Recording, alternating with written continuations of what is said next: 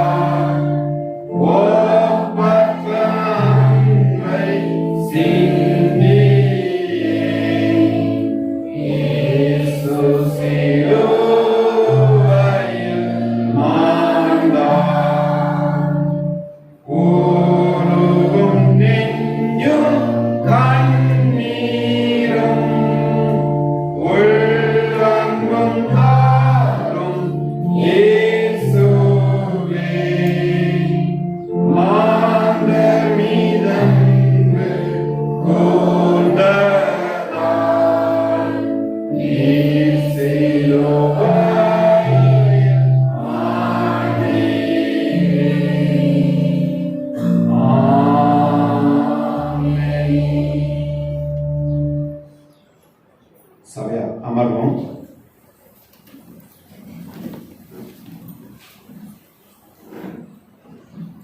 சபையாருக்கு அன்பாக அறிவிக்க வேண்டிய சில அறிவிப்புகள்.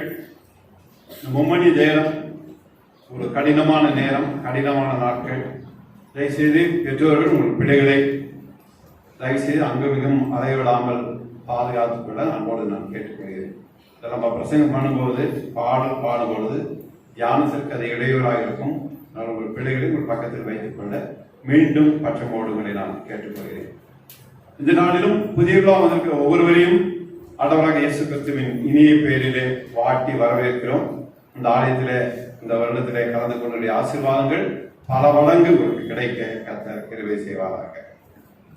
அது மட்டுமல்லாமல் இந்த நாளிலும் ஆண்டவருடைய ஆசீர்வாதத்தோடு நம்முடைய ஆண்டவருடைய வார்த்தையை பகிர்ந்து கொள்ள ரெவரண்ட் எஸ்.சி.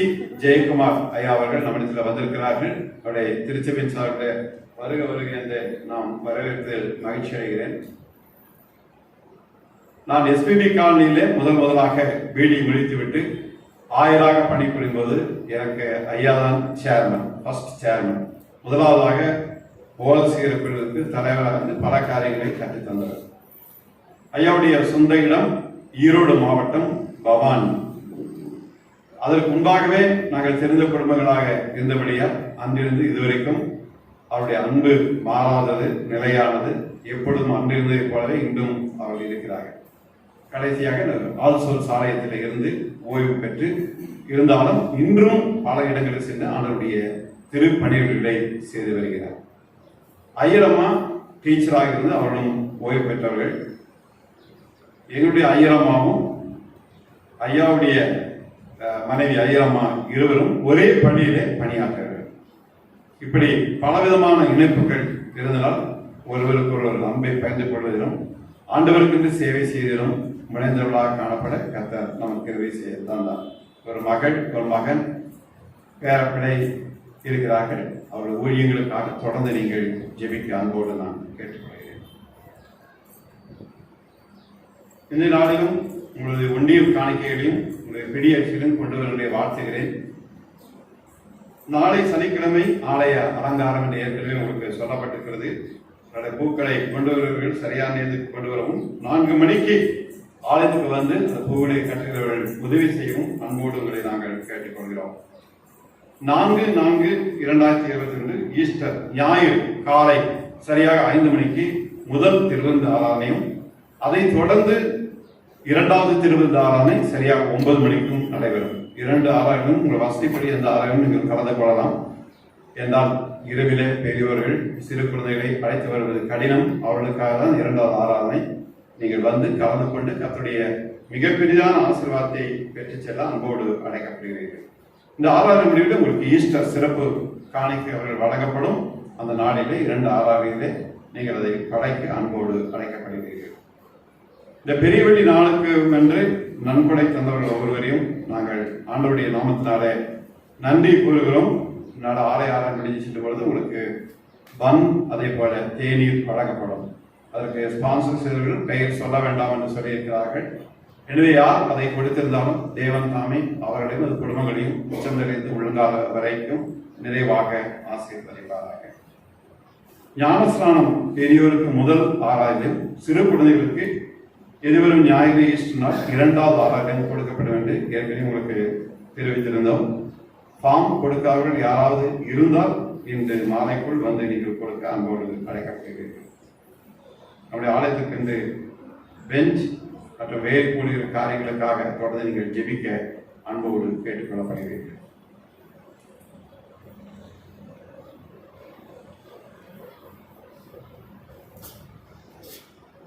ஆண்டவராகிய இயேசு கிறிஸ்து சிலுவையில் மேல் இருந்த ஒழிந்த வார்த்தைகளுக்கு நாம் செல்வதற்கு முன்பாக ஒரு சிறிய ஆராதனை முறையை நாம் அனுசரித்து விட்டு பின்பு தியானத்திற்கு செல்ல இருக்கிறோம். காலை மாலை ஆராதனை முறைகளில் 2ஆம் ஆராதனை முறையை நாம் பயன்படுத்துவோம். அனைவரும் எழுந்து நிற்போம். நாம் கடவுளை தொழுவோம். கடவுள் ஆவியாய் இருக்கிறார். அவரை தொழுது கொள்ளுகிறவர்கள் ஆவியோடும் உண்மையோடும் அவரை தொழுது கொள்ள வேண்டும். இது கர்த்தர் உண்டு பண்ணினால் இதிலே களி கூர்ந்து மகிழ கடவோம். நீங்கள் உங்கள் வஸ்திரங்களை அல்ல உங்கள் இருதயங்களை கிழித்து உங்கள் தேவனாகிய கர்த்தரிடத்தில் திரும்புங்கள். அவர் இரக்கமும் மன உருக்கமும் நீடிய சாந்தமும் மிகுந்த கிருபையும் உள்ளவர், அவர் தீங்குக்கு மனசார்படுகிறவருமாய் இருக்கிறார். இயேசு சொன்னார், ஒருவன் என் பின்னே வர விரும்பினால் அவன் தன்னைத்தான் வெறுத்து தன் சிலுவை எடுத்துக்கொண்டு என்னை பின்பற்ற கடவன். நாம் பாவங்களுக்கு செத்து நீதிக்கு விடைத்திருக்கும்படிக்கு அவர் தாமே தமது சரீரத்திலே நம்முடைய பாவங்களை சிலுவையின் மேல் சுமந்தார். அவருடைய தழுவுகளால் குணமானீர்கள்.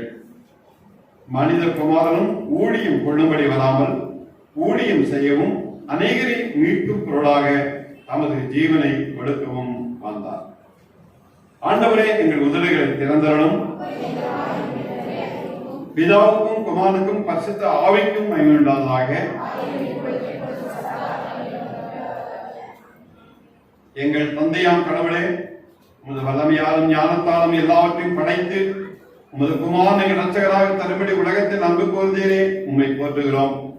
குமாரன் நாம் கடவுளே, பாவத்தை தவிர்த்து எல்லாவற்றிலும் எங்களைப் போல் மனிதனாகி எங்கள் பாவங்களுக்காக ஒப்புக் கொடுக்கப்பட்டு எங்கள் நீதிக்காக உயிர் தேம்பியவரே, உம்மை போற்றுகிறோம். பரிசுத்த ஆவியானவராகிய கடவுளே, எல்லா உண்மை கொடுமைகளை வழிநடத்தி கடவுளின் அன்பை எங்கள் நெஞ்சில் கொள்கிறவரே, உம்மை போற்றுகிறோம். பிதா, குமாரன், பரிசுத்த ஆவியாகிய கடவுளே, உமக்கே எக்காலமும் எல்லா புகழும் மகிமையும் உண்டாவதாக. ஆமென். பாவ அறிக்கை. நமக்கு பாவம் இல்லை என்போமானால் நம்மை நாமே வஞ்சிக்கலாவும். நமக்குள் உண்மை இல்லை. நமது பாவங்களை அறிக்கையிட்டால் பாவங்களை நமக்கு மன்னித்து இவ்வித அநீதியை நீங்க நம்மை சுத்திகரிப்பதற்கு அவர் நம்பத்தக்கவரும் நீதியும் உள்ளவர். நான் எழுந்த தாக்கத்திற்கு போய், தகப்பனே, பலத்துக்கு விரோதமாகவும் உமது பார்வையிலும் பாவம் செய்தேன். இனிமுடைய மகன் என்று சொல்லப்படுவதற்கும் நான் பாத்திரன் அல்ல. உங்களுடைய கூலிக்காரில் ஒருவனாக என்னை வைத்துக் கொள்ளும் என்பேன். நாம் முழுகாப்படியிட்டு மௌனமாக நாமே சற்று நேரம் கருப்பரிசோதனை செய்வோமாக.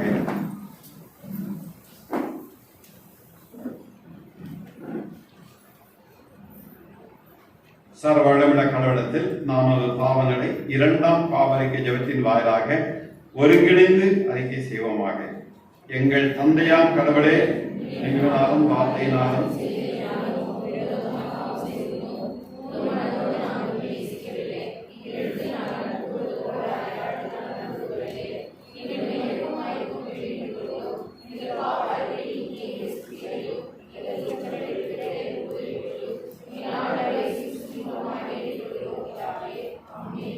சர்வ வல்லமையும் மிகுந்த இரக்கமுள்ள ஆண்டவர் மன்னிப்பையும் பாவ நிவர்த்தியும் நமக்கு கட்டளையிட்டருளி வாழ்க்கையை செயல்படுவதற்கான காலத்தையும் நமது பரிசுத்தாவின் கிருபையும் தேற்றுதலையும் தந்தருள்வாராக. ஆண்டவரை துதியுங்கள்.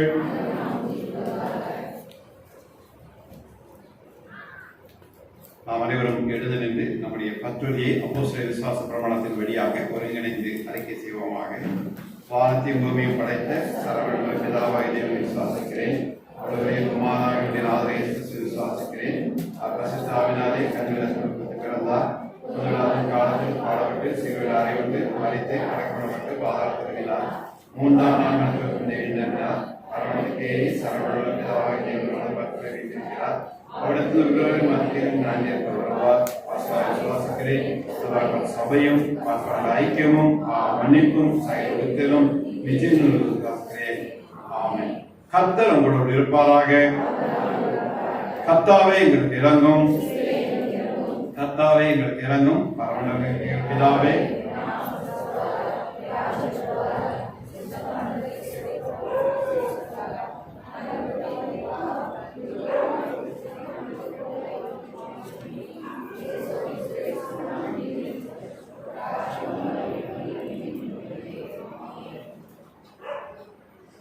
சபையார் அமர்வும்.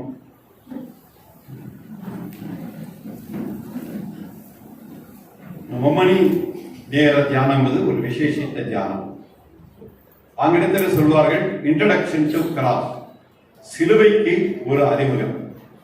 ஆண்டவராகிய இயேசு கிறிஸ்து 3 மணி நேரம் சிலுவையிலே தடாவப்பட்டவராய் அந்த சிலுவையிலே தொங்கிக் கொண்டிருந்தார் என்று சரித்திரம் சொல்வது மட்டுமல்லாமல் உண்மையும் அதுதான். இந்த சிலுவைக்கு ஒரு அறிமுகம் நமக்கு அவசியம். இந்த இன்ட்ரோடக்ஷன் டு கிராஸ் நிலையிலே இந்த சிலுவைக்கு அறிமுகத்தை நம்ம தேர்ந்தெடுக்கிற எஸ்.ஐ. ஜெயக்குமார் ஐயா அவர்கள் நம்மிடத்தில் இப்பொழுது பகிர்ந்து கொள்ளும்.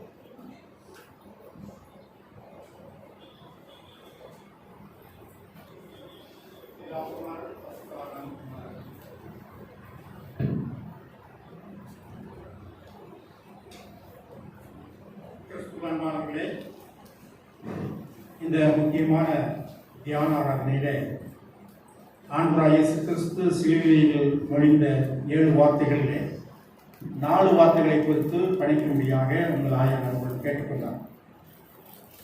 உங்களோடு இந்த நேரத்தில் அதை பகிர்ந்து கொள்ளக்கூடிய தருணத்தை கொடுத்த ஆண்டவருக்கு நன்றியை தெரிவித்துக் கொள்கிறோம். இந்த தருணத்தை கொடுத்த ஆய்வுக்கும் செயலாளர், பொருளாளர் மற்றும் கமிட்டி அங்கத்தினருக்கும் எனது நன்றியை தெரிவித்துக் கொள்கிறேன். மெய்யாகவே இந்த தியானத்தில் உங்களோடு பகிர்ந்து கொள்வதில் அதிக மகிழ்ச்சி அடைகிறேன். ஆண்டவருக்கு நான் நன்றி செலுத்துகிறேன். பொதுவாக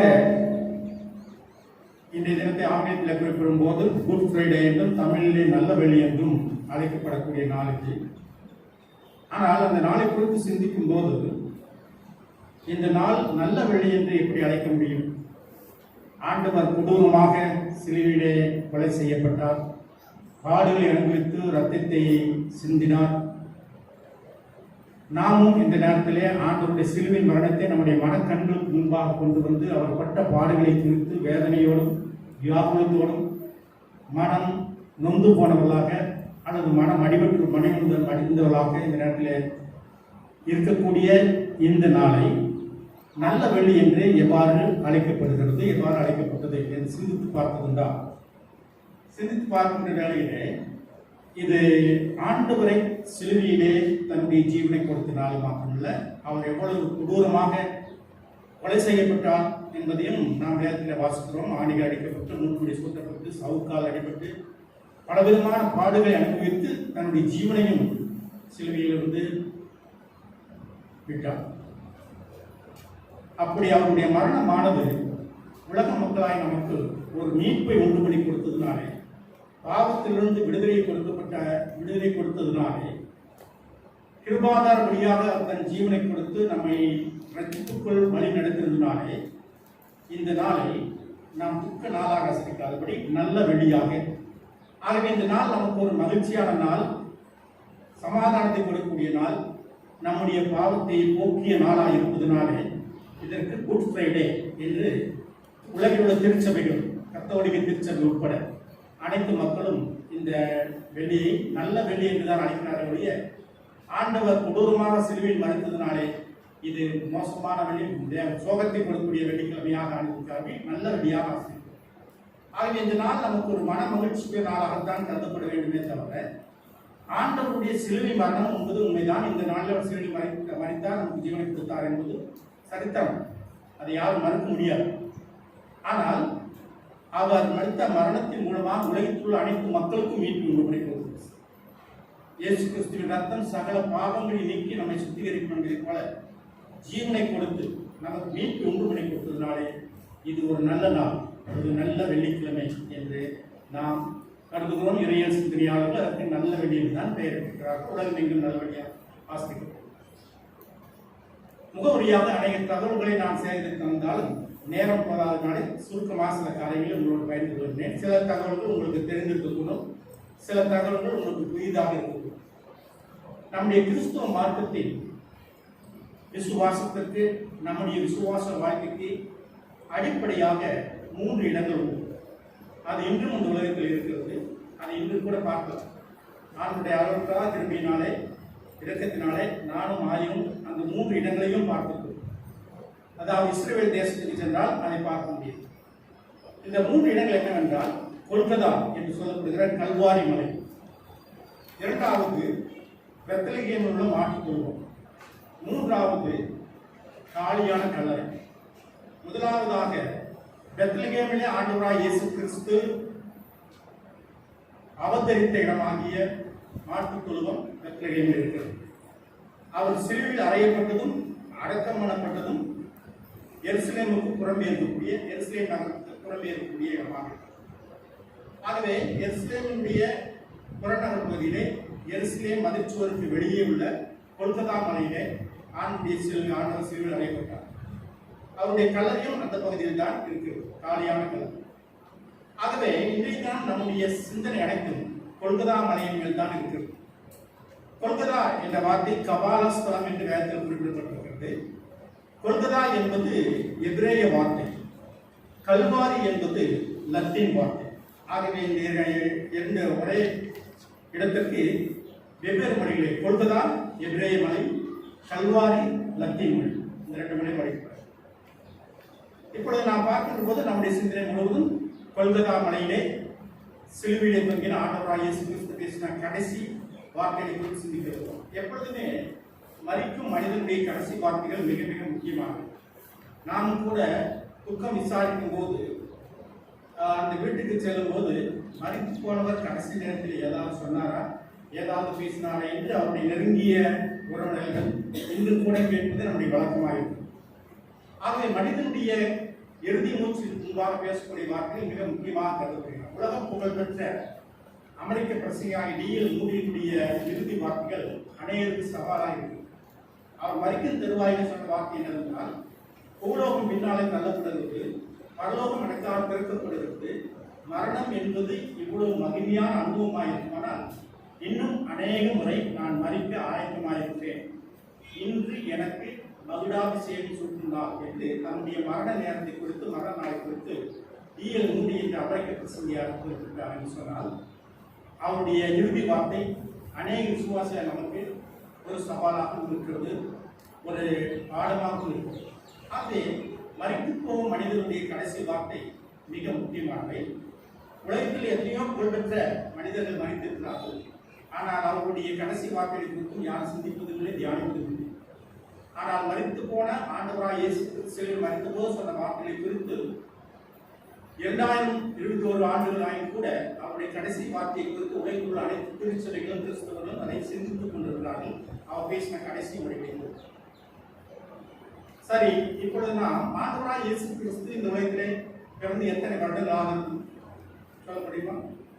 எத்தனை வருடம் ஆகுது? இயேசு 2021 வருடம். கரெக்ட். அது ஏன் தயங்குறீங்க?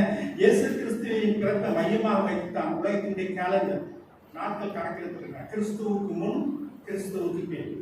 இப்பொழுது கிறிஸ்துவுக்கு பின் 2021 ஆண்டுக்குள் நாம் வாழ்ந்து கொண்டிருக்கிறோம். ஆகவே இயேசு பிறந்த தினத்தை அல்லது பிறந்த வருடங்களை நம்மால் கணக்கிட முடிகிறது. ஆனால் இயேசு கிறிஸ்து எத்தனை வருடங்களுக்கு முன்பாக சிலுவையில் அறையப்பட்டார் என்பதை குறித்து நமக்கு தகவல் இல்லை. ஆண்டவராகிய இயேசு கிறிஸ்து இந்த உலகத்திலே 33 வருட காலம் வாழ்ந்தார் என்று இறையில் உள்ளவர்கள் திருச்சபை பிதாக்கள் குறிப்பிடுகிறார். 33 வருடம் இந்த உலகத்திலே வாழ்ந்திருக்கிறார். ஆகவே அவர் சிலுவையில் அறையப்பட்டது, அவர் பிறந்த பிற்பாடு அவர் பிறந்த வருடங்கள் எல்லாம் கிபி என்று அழைக்கப்பட்ட கிறிஸ்துவுக்கு பின். கிறிஸ்துவுக்கு பின் அவர் 33 வருட காலம் இந்த உலகத்திலே வாழ்ந்திருக்கிறார். அதோடு மாத்திரமல்ல, அவருடைய மரணமானது உத்தேசமாக கிபி 30 அல்லது 34, 30ஆம் வருடத்திலிருந்து 34ஆம் வருடத்திற்கு இடைப்பட்ட காலத்திலே அவருடைய மரணம் நிகழ்ந்திருக்கும் என்று வரலாற்று ஆசிரியர்கள் குறிப்பிடுகிறார்கள். இருந்தாலும் எல்லாராலும் ஒப்புக்கொண்ட நாள் எதுவென்றால், ஏப்ரல் 7ஆம் தேதி 34ஆவது வருடத்திலே இயேசு கல்வாரி மலையிலே, கொல்கதா மலையிலே சிலுவையில் அறையப்பட்டார். இது உத்தேசமானது. வேதாகமத்தில் நமக்கு சான்றுகள் இல்லை. ஆனால் வேத ஆராய்ச்சியாளர்கள், திருச்சபை வரலாற்று ஆசிரியர்கள் அநேக ஆராய்ச்சிகளை செய்து இந்த முடிவு கொடுக்கிறார்கள். இந்த தேதி தான் பொதுவாக ஏற்றுக்கொள்ளப்பட்ட ஒரு தேதி. ஏப்ரல் 7ஆம் தேதி கிபி 34ஆவது வருடத்திலே, 1ஆம் நூற்றாண்டிலே அவர் மரித்தார். அப்படி என்றால் இயேசு சிலுவையில் அறையப்பட்டு 1987 வருடங்கள் ஆகின்றன. அவர் பிறந்து 2021 வருடங்கள் ஆகின்றன. ஆனால் சிலுவையில் அறையப்பட்டு 1987 வருடங்களுக்கு முன்பாக அவர் சிலுவையிலே மரித்தார். அவர் மரித்த இடம் கொல்கதா. சிலுவையில் அறையப்பட்ட இடம் கொல்கதா.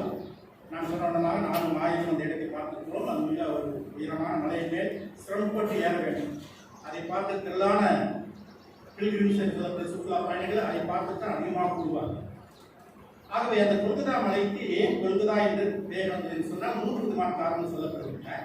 முதலாவதாக, ஆதாமினுடைய மண்டையோடு புதைக்கப்பட்ட இடம் அந்த கொல்கதா மலை ஒரு காரணம். இரண்டாவது, குற்றவாளிகள் தண்டிக்கப்பட்டு அவருடைய மண்டையோடுகள் சிதறி கிடந்த இடம் கொல்கதா மலை. மூன்றாவதாக, அந்த கொல்கதா மலையினுடைய தோற்றம் ஒரு மனிதனுடைய மண்டையோட்டை போல இருக்கு. அதுதான் எங்களுக்கு காட்டப்பட்டது. அந்த மண்டையோட்டை போல இன்னும் கூட அந்த தோற்றத்தை பெற்றதாக இருக்கு. இந்த 3 காரணத்தினாலே அதற்கு கொல்கதா அல்லது கபாலாஸ்தலம் என்ற பெயர் கொடுக்கிறது. அடுத்ததாக, சிலுவையில் அறையப்பட்ட நேரம். இப்பொழுது மார்க் 15:25 பார்க்கிறீர்கள். 3ஆம் மணி நேரத்திலே அவர் சிலுவையில் அறைந்தார். இந்த 3ஆம் மணி என்பது யூதருடைய நேரமாக இருக்கும், யூதருடைய நேரம்.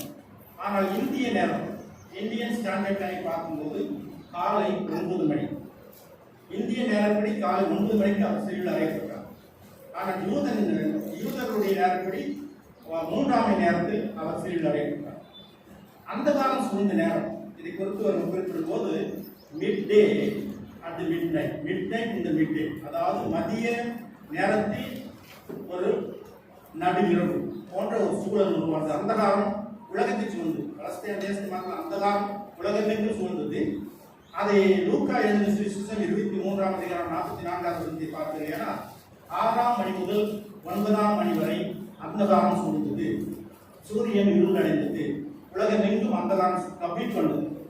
அது இந்திய நேரப்படி பகல் 12 மணி முதல் 3 மணி வரை அந்த காரணம். ஆகவே பகலிலேயே அவர்கள் இருளை பார்த்தார். ஏனென்றால் ஆண்களுடைய மரணம் அவ்வளவு வலிமையானதுனால அவருடைய மரணத்தை செய்ய முடியாமல் சந்திரனும் சூரியனும் மற்ற அனைத்து காரியம் தரும். சூரியன் கூட ஒளியை கொடுத்தாமல் மறைக்கணும். அந்த காலம் சூழ்ந்த நேரம் இந்திய நேரப்படி 12 மணி முதல் 3 மணி வரை. ஆனால் யூத நேரப்படி 6ஆம் மணி முதல் 9ஆம் மணி வரை. லூக்கா 23:24. சிலுவையில் அறையப்படுவதற்கு முன்பதாக 6 முறை ஆண்டவராகிய இயேசு கிறிஸ்து விசாரிக்கப்பட்டார். 40 முறை சவுக்கால் அடிக்கப்பட்டார். அவர் சிலுவையிலே தொங்கின நேரம் 6 மணி நேரம் அவர் சிலுவையிலே தொங்கினார். இயேசுவோடு அறையப்பட்ட 2 கல்வர்களுடைய பெயர் என்னவென்றால் கெஸ்டாஸ் அண்ட் டிஸ்மாஸ்.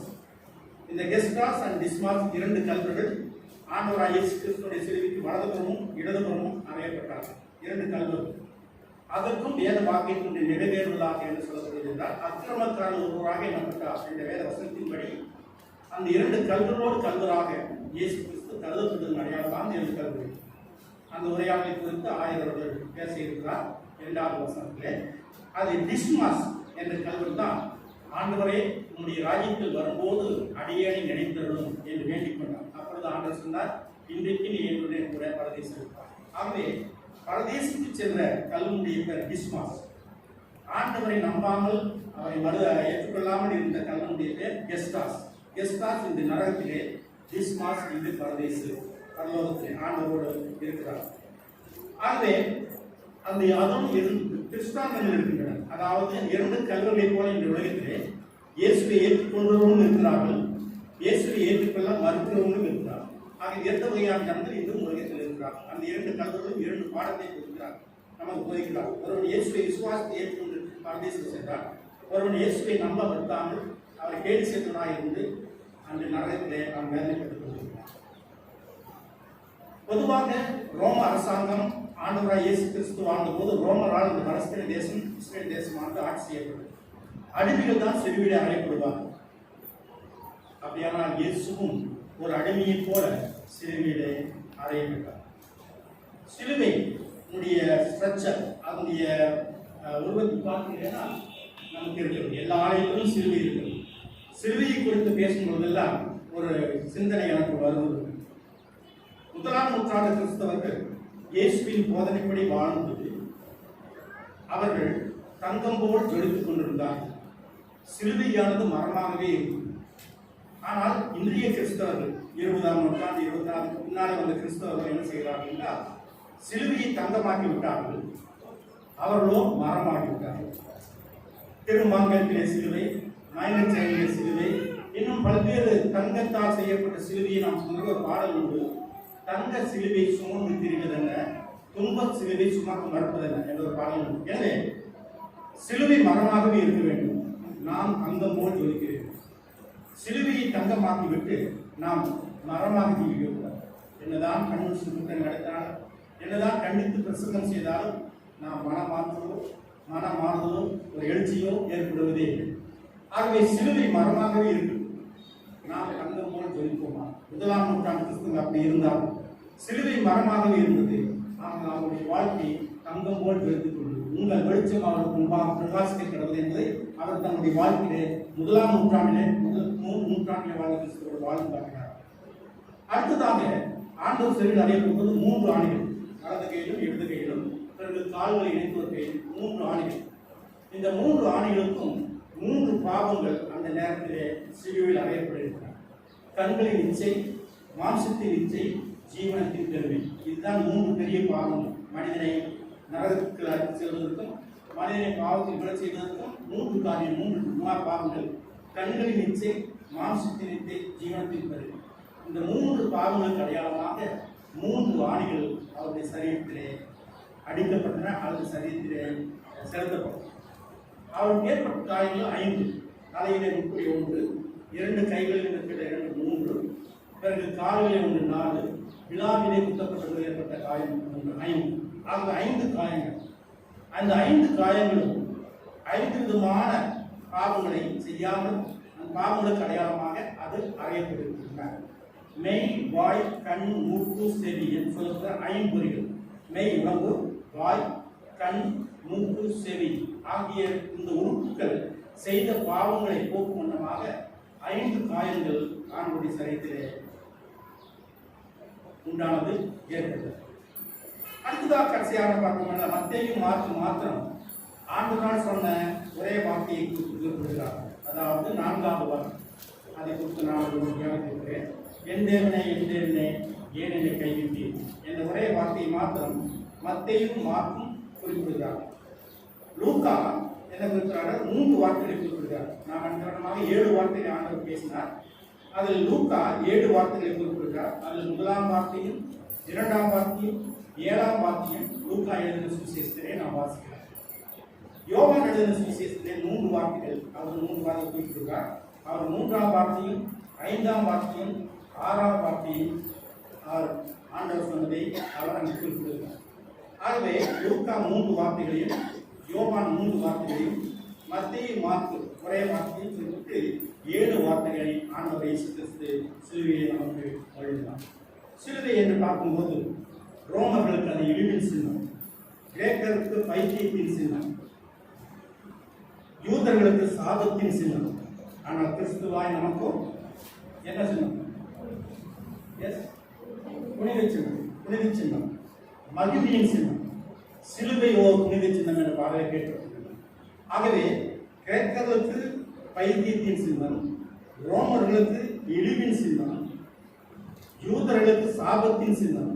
ஆனால் கிறிஸ்துவாய் நமக்கோ அது மகிமையின் சின்னம், புனித சின்னம். ஆகவேதான் திருப்பாடு சிலுவையிலே நாம் நிச்சயம் போட்டுக்கொள்கிறோம்.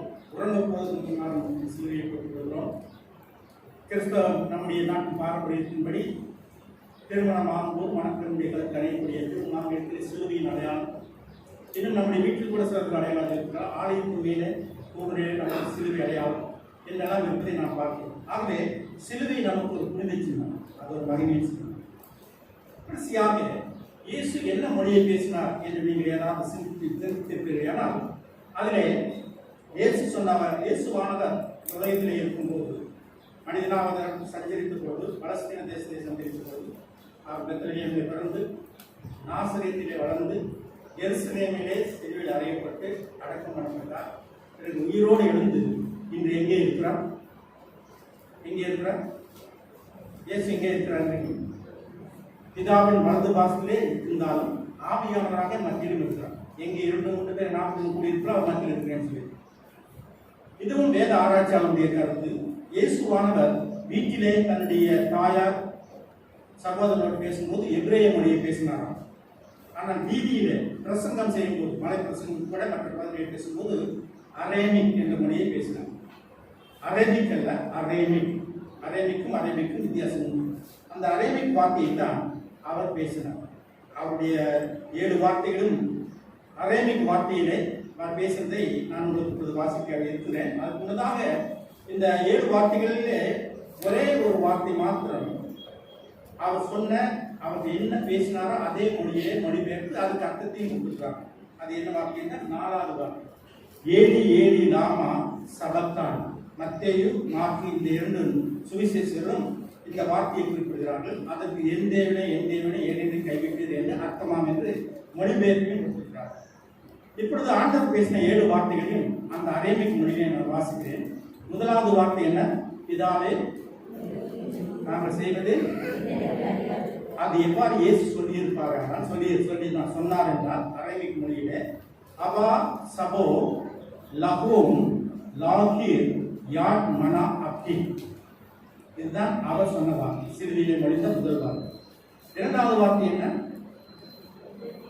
இன்றைக்கு நீ என்னுடைய கூட சாதேசம் இருக்கிறார். அது அரேபிக் மொழியிலே ஆண்டவர் எவ்வாறு சொன்னார் என்றால், ஆமென் அமர்னா லா தயா மன்னா அம்மி டிப்டி பப்பரச்சாரா பப்பரட்டாய்சா. இது என்னுடைய மொழியில் இன்றைக்கு என்னுடைய கூட பதில் சொன்னார். மூன்றாவது வார்த்தை என்ன? அதே உன் மகன் அதை உன்றாய். அதற்கு அவர் அரேபிக் மொழியிலே சிறுவீடு என்று சொன்ன வார்த்தை அட்டா கா ட்ரிக்கி கா இம் மாஸ். இது அதை உண்டா அதே மகன். நான்காவது வார்த்தை என்ன? அதை நான் உங்களுக்கு சொன்னேன். அது நமக்கு தெரியும். நமக்கும் ஒரு அரேபிக் மொழி தெரிந்திருக்கிறது. ஒரு மொழி ஏடி லாமா சபத். ஏடிடா லாமா சபத்தான் என்ற பாடலும் அந்த காலத்தில் எழுதுவது அது.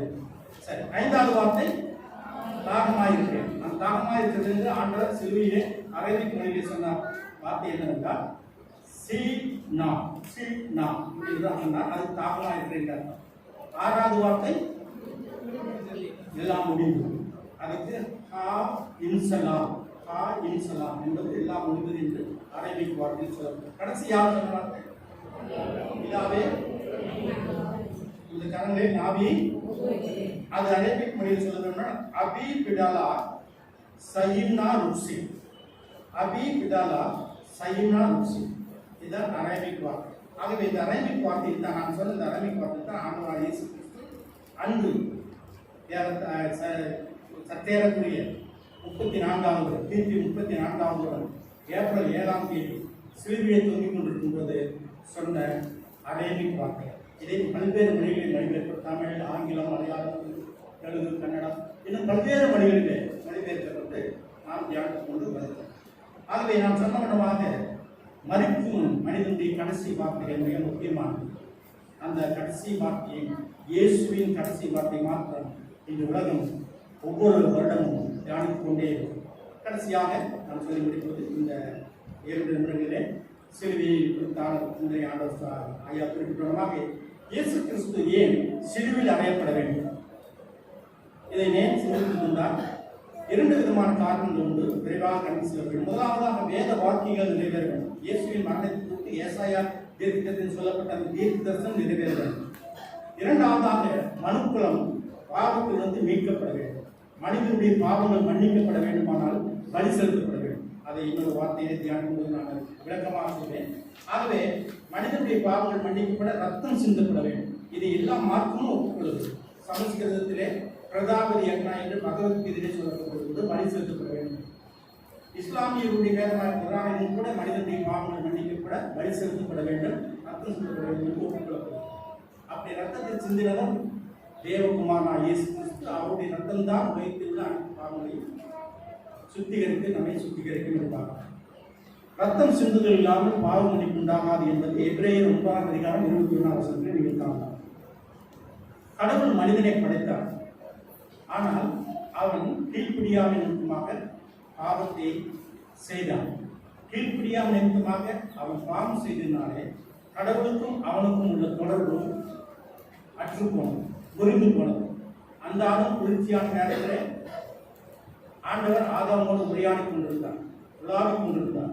ஆனால் பாவம் செய்திருப்பாடு அந்த உறவானது துண்டிக்கப்பட்டுவிட்டது. அவனுடைய ஆண்டவனோடு அவன் உறவாட முடியவில்லை. பாவம் உள்ள மனிதன் பரிசுத்தமாகிய தேவனுக்கு முன்பாக நிற்க முடியவில்லை. ஆக ரத்தம் சிந்தி கடவுளை நெருங்க மனிதன் பலி செலுத்தி ஆண்டவர்களை நெருங்க முயற்சி செய்தான். அதற்காக பலிகளை செலுத்தினான். ஆடுகளை, பறவைகளை எல்லாத்தையும் அவன் பலியாக செலுத்தினான். பலி ஏற்படும் காலத்திலே நாம் பார்க்கிறோம். பலி செலுத்தினானே ஒழிய அவன் பாவ உணர்வு பெறவில்லை. அவன் தன்னுடைய பாவத்துக்காக மனம் கசந்து அளவில்லை. தன் பாவங்களை அவன் அறிக்கையிடவும் இல்லை. பலி செலுத்தி விட்டால் போதும். பலி செலுத்தி மறுபடியும் பாவத்தை செய்கிறனால்தான் மனிதன் வாழ்ந்து கொண்டிருந்தான். தான் செய்த பாவத்தை குறித்த மனஸ்தாபம் அவனுக்கு இல்லை, மன மாற்றமும் இல்லை. அதோடு கூட அவர் செய்த பலிகளை ஏற்றுக்கொள்ளவும் இல்லை. உங்கள் பலிகளின் திரள் எனக்கு எதிர்ப்பு என்று ஆண்டவர் கேட்டார். நீ பாவத்தை குறித்து வருத்தப்படாமல், மனஸ்தாபப்படாமல், உன்னுடைய பாவத்துக்காக நீ கவலைப்படாமல், வேதனைப்படாமல் நீ பலி செலுத்தினால் அந்த பலி எனக்கு தேவையில்லை என்று ஆண்டவர் பலியை முற்றிலுமாக நிராகரித்தார். ஏசாயா 1:11. ஆகவே தேவன் மனிதன் தன்னுடைய சாயலில் சிருஷ்டிக்கப்பட்ட மனிதன் பாவத்திலேயே இருக்க வேண்டும் என்பதை ஆண்டவர் விரும்பாமல் அதற்கு மாறாக அவனை பாவத்தில் மீட்கும் பொருட்டால்தான் 2020 வருடங்களுக்கு முன்பாக தன்னுடைய ஒரே பேரான குமாரனான இயேசுவை உலகத்திற்கு மனித அவதாரங்களுக்கு செய்து அவரை பலி கொடுத்து அவரை ரத்தம் சிந்த வைத்து நம்முடைய பாவத்தை நிவர்த்தி செய்கிற திருவாதார வழியாக அவரை சிலுவையை மறைக்க செய்து நமக்கு மீட்பை கொடுத்தார். ஆகவே தேவன் தன்னுடைய குமாரனை பலியிட்டார். எப்பேற்பட்ட பாவியும் இயேசுவின் ரத்தத்தால் மன்னிப்பையும் மீட்பையும் பெற முடியும். துண்டிக்கப்பட்ட அந்த உறவை மறுபடியும் திருப்பிக் கொள்ள முடியும். உன்னுடைய பாவங்களுக்காக நீ மனங்கசந்து அழுது ஆண்டவரில் அறிக்கை செய்யும் போது இயேசு கிறிஸ்துவின் ரத்தம் சகல பாவங்களை நீக்கி நம்மை சுத்திகரித்து அவன் தன் உறவை புதுப்பித்துக் கொள்ள முடியும். ஆகவே எப்பேற்பட்ட பாவியும் இயேசுவின் ரத்தத்தால் மன்னிப்பையும் ரட்சிப்பையும் மீட்பையும் பெறுகிற மாத்திரம் கடவுளோடு தன் உறவையும் பெற்றுக் கொள்கிறார். ஆகவேதான் இயேசுவின் ரத்தம் சகல பாவங்களை நீக்கி நம்மை சுத்திகரிக்கும் என்றார். அந்த ரத்தத்தை சிந்துவதுதான் சிந்திய நாள் தான் இன்றைய தினம். ஆகவேதான் நம்முடைய பாவங்களுக்காக ரத்தம் சிந்தப்பட்ட இந்த நாள் ஒருவேளை அது கொடூரமான மரணமாயிருந்தால், கொடுமையான மரணமாயிருந்தால், நம்முடைய நெஞ்சத்தை பதவிக்கக்கூடிய காரியமாயிருந்தால், வேதனை கொடுக்கக்கூடியதாக இருந்தால், கண்ணீரை வரவழைக்கக்கூடிய காரியமாயிருந்தால், பெண்கள் எல்லாம் மார்பிலை அழைத்துக் கொண்டு அழக்கூடிய ஒரு நிகழ்வாக அது இருந்தாலும் கூட அது ஒரு மீட்பின் நாள், ரட்சிப்பின் நாள், ஒரு மன மகிழ்ச்சியோடு தான். ஆகவே இந்த முகவரையோடு நாம் ஒவ்வொரு வார்த்தைக்கும் கடந்து செல்வோம்.